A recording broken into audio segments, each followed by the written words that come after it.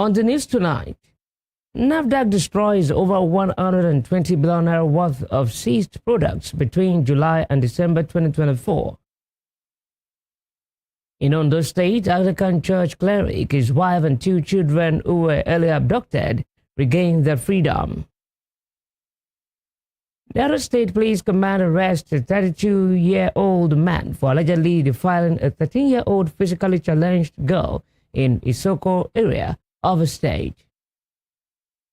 On the foreign scene, at least 179 people killed after airplane crashes into a wall at South Korea's Muan International Airport. Good evening, this is News at 7 on Western Spring Television. My name is Okwayemuni. The National Agency for Food and Drug Administration and Control, NAFDAC, has announced that it destroyed over 120 billion naira worth of seized products between July and December 2024 across 6 geopolitical zones and the Federal Capital Territory. The agency also reassured Nigerians that measures are in place to safeguard their health before, during, and after the Yuletide season. This was disclosed in a statement by NAFDAC's Director General, Professor Mojisola Adeyeye, who was signed by the agency's resident media consultant, Shayo Akintola. Professor Adeyeye emphasized the importance of eating safely during the festive period and advised Nigerians to purchase food and drinks from outlets with identifiable addresses to facilitate the agency's tracking process. She cautioned against consuming medicine and packaged food products lacking NAFDAC registration numbers, adding that unusually cheap products are likely compromised. She further revealed that the agency's Investigation and Enforcement Directorate is continuing its mop-up of substandard and falsified medicines, as well as unwholesome food items from markets nationwide. The National Drug Law Enforcement Agency, NDLEA, says its operations on Christmas Eve intercepted 2 boats loaded with 1,960 kilograms of Ghanaian loud, a strong strain of cannabis, at the Eleko Beach in Lekki area of Lagos. The operatives arrested 6 foreign nationals who had brought the consignment from Ghana during a midnight operation on Christmas Eve. A statement by the NDLEA spokesperson, Femi Babafemi, said the suspects include 2 Ghanaians, God's Way John and Freedom Kelvin, and 4 Berenoi, Chiguan and Su Gadabo, Yameto, Adant Sasa, and Ayao Ayivi. According to him, the cannabis consignments had been smuggled into Nigeria from Ghana via the waterways.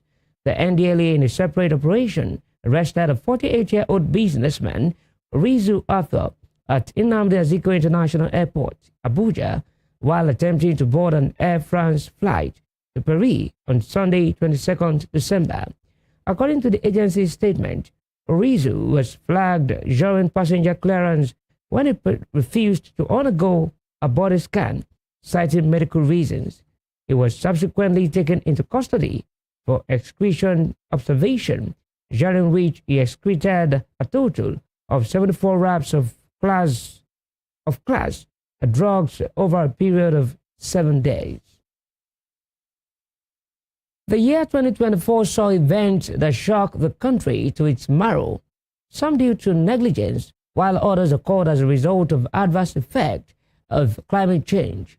Several Nigerians lost their lives due to incidences ranging from tanker explosion to stampedes, floods, fire outbreaks, boat accidents, and several others. This report by Anu Luayinka Joel gives a recap of some of the occurrences. The evening of January 16, an explosion rocked the Bodija area of Ibadan, the Oyo state capital, killing 5 persons and leaving a trail of devastation with more than 80 houses affected.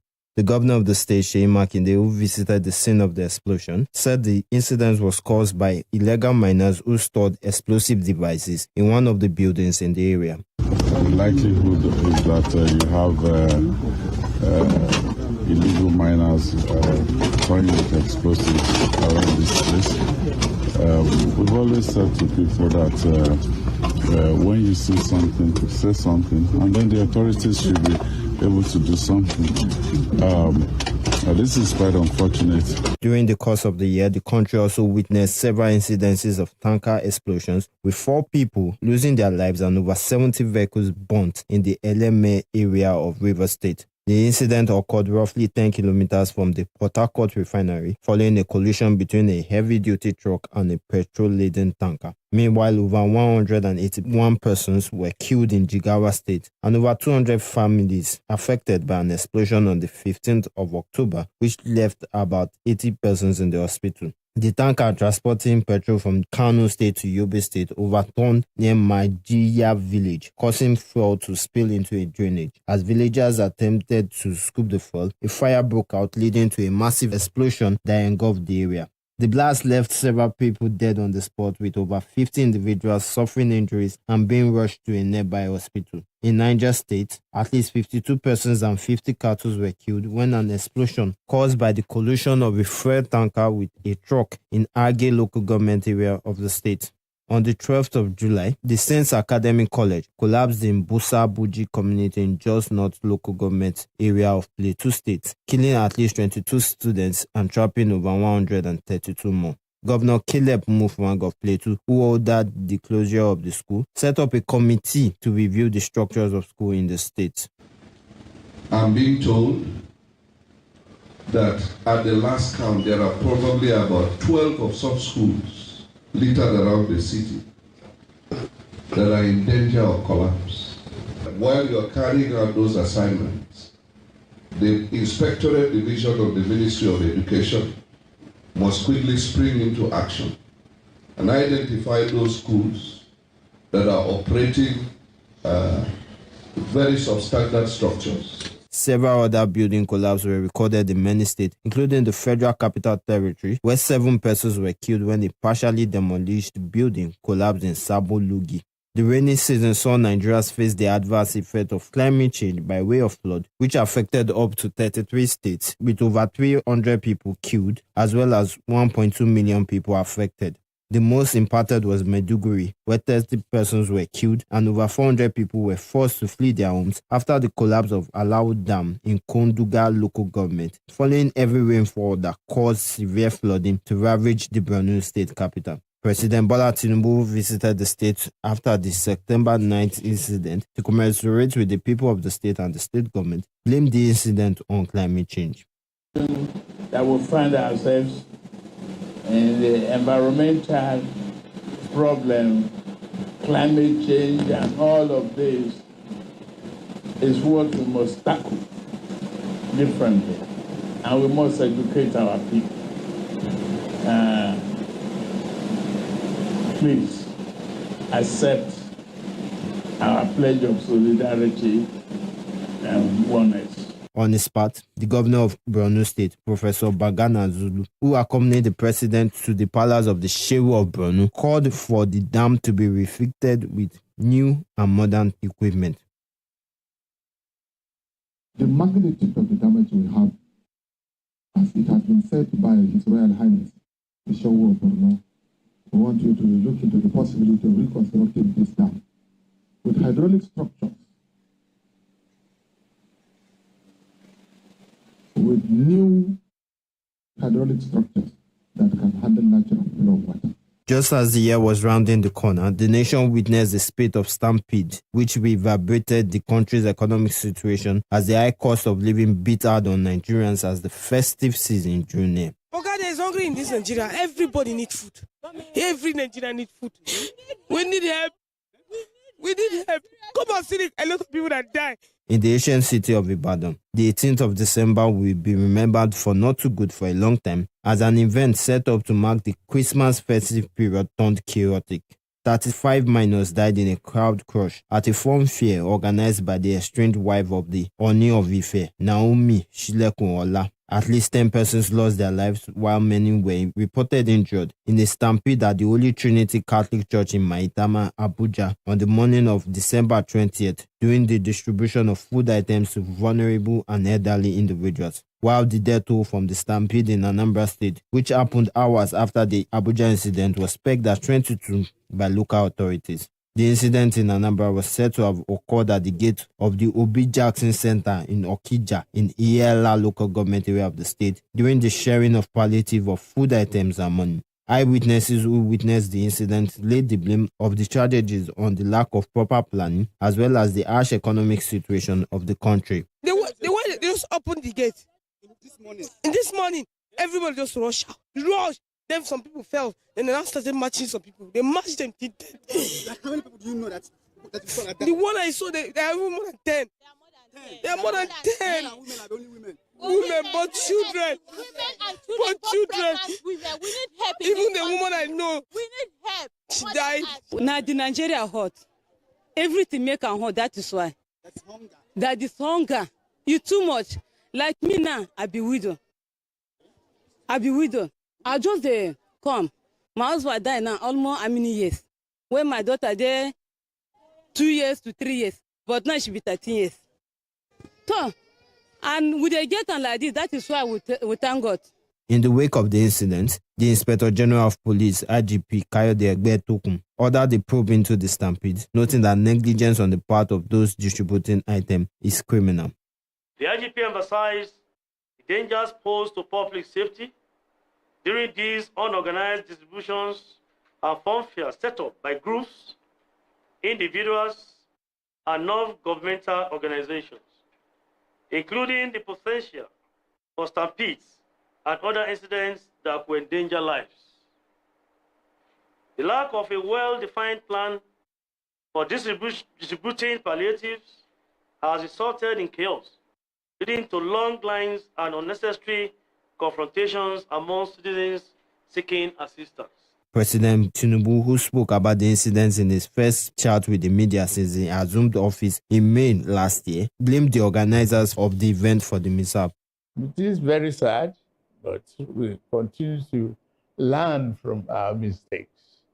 To me, I see this as a very grave error on the part of the organizers.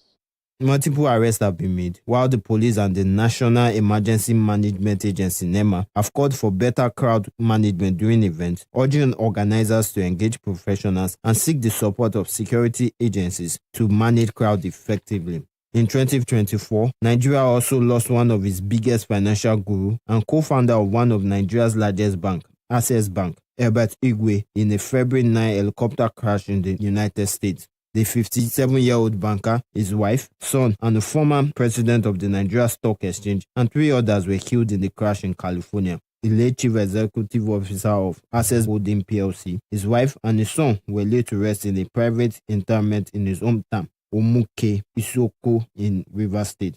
Also, 8 passengers were killed in an helicopter crash that occurred in Port Harcourt, the Rivers State capital, on the 24th of October.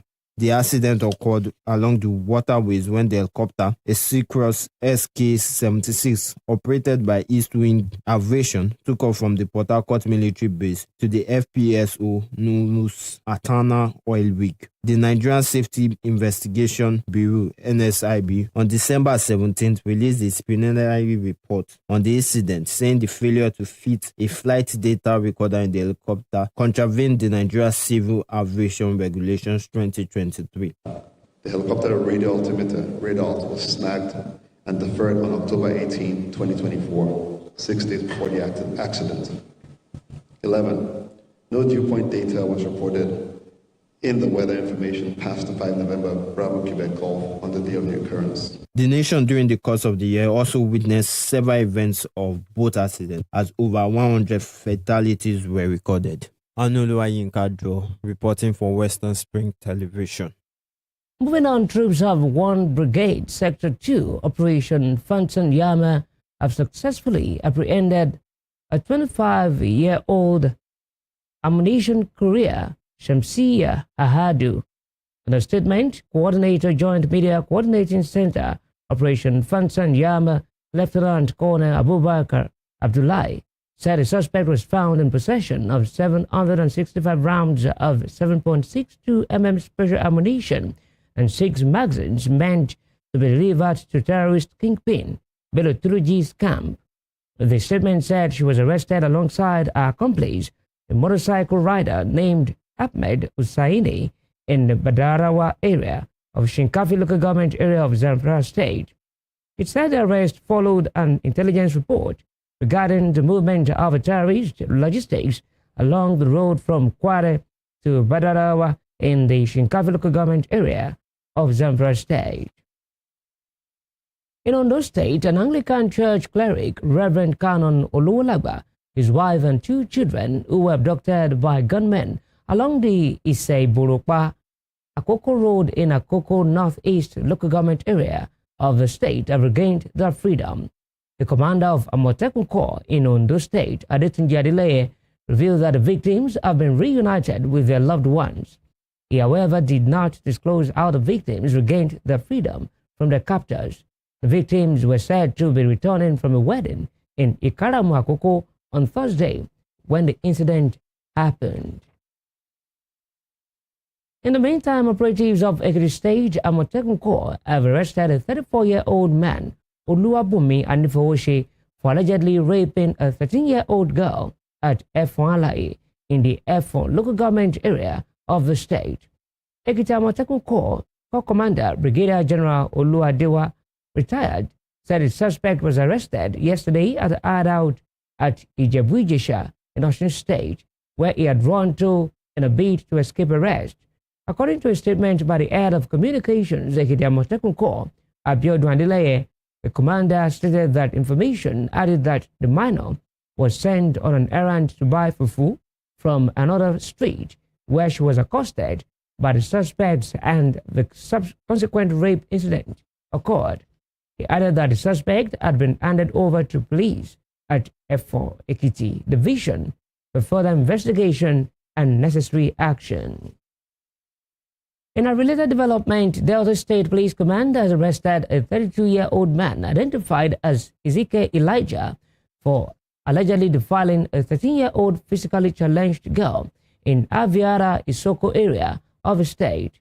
Spokesperson of the Delta State Police Command, SP Bright Edafe, announced the arrest in a video posted on Sunday via X, stating that the suspect allegedly lured the victim into his house where he committed the offense.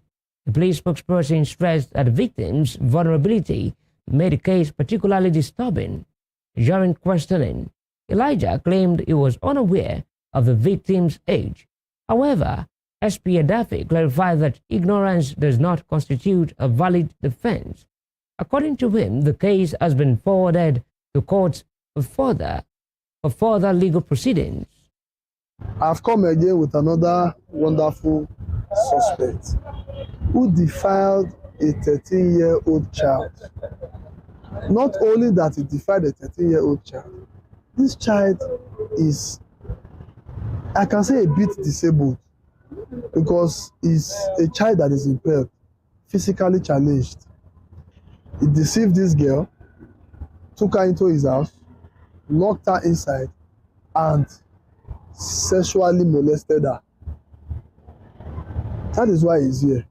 I really do not have much to say about this because I don't know why a grown-up chap like this would want to molest and rape, defy a 13-year-old girl who has physical challenges, who is physically impaired.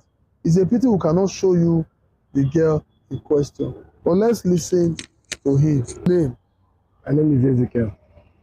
Be audible. Ezekiel. Ezekiel who? Elijah. How old are you? 22 years.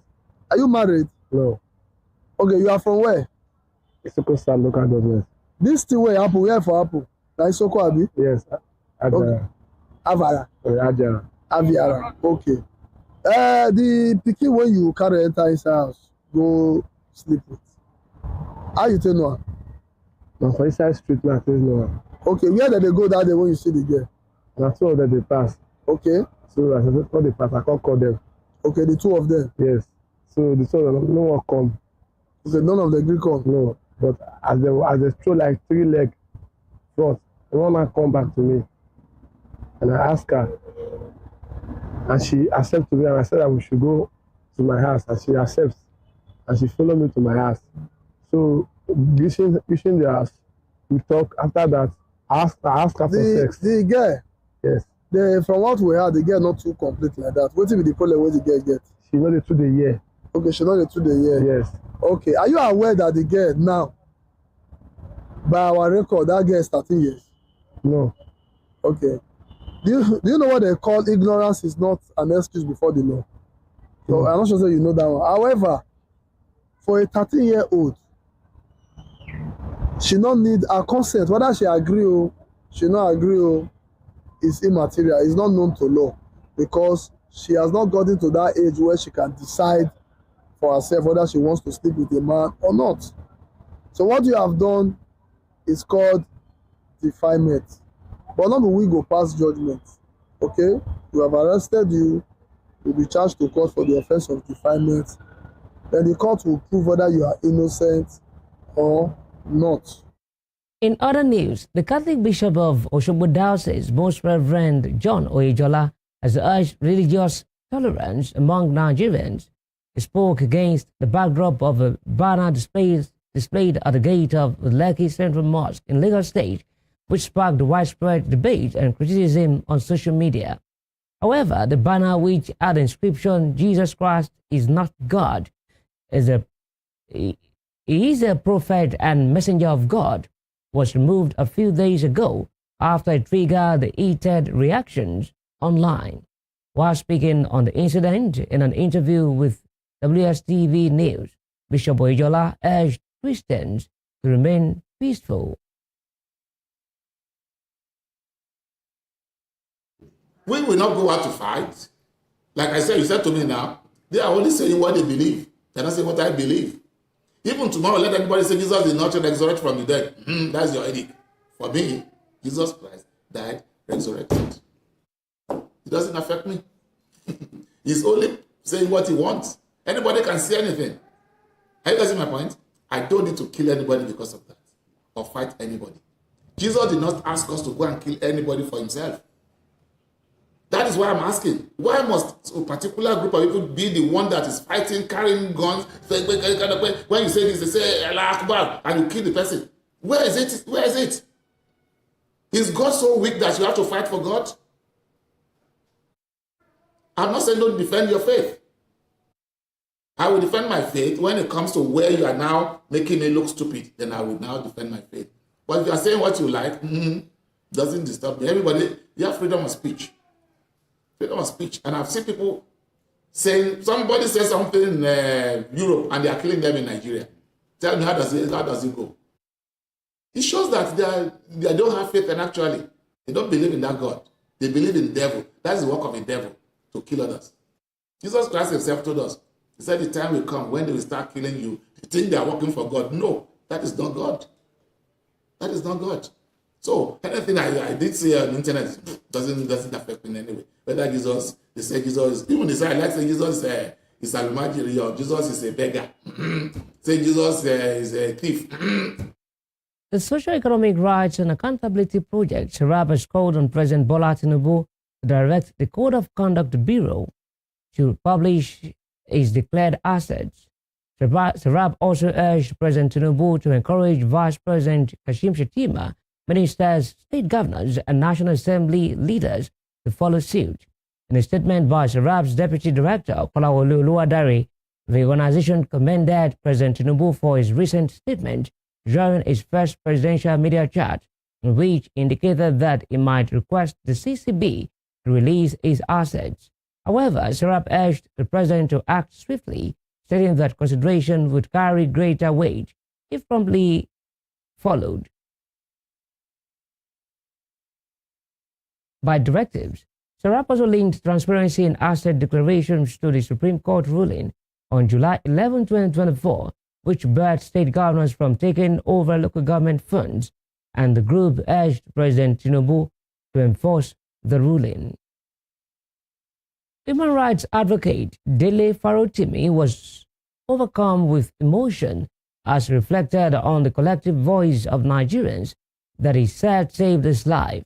Speaking on Sunday via YouTube and circulating on X, Farotimi attributed his freedom to the unwavering support of Nigerians who stood by him during his ordeal. Rotimi also emphasized the power of unity in the face of oppression. Rotimi's release followed his arrest on December 3 by officers from the Ekiti State Police Command on charges of defamation and cyberbullying. The arrest stemmed from allegations made by renowned legal luminary and senior advocate of Nigeria, Are Afeba Balola, who accused Farotimi of defaming him in a 116-page book titled Nigeria and its Criminal Justice System. According to the police, the book alleged that Babalola and other senior advocates of Nigeria had corruptly influenced Supreme Court justices. We stopped being human because we became Nigerians. They divided us and we fell for it. Because you wouldn't see me as a Yoruba man, you spoke for me. Because you wouldn't see me as a Christian, you spoke for me. Because you spoke, because you spoke, because you spoke.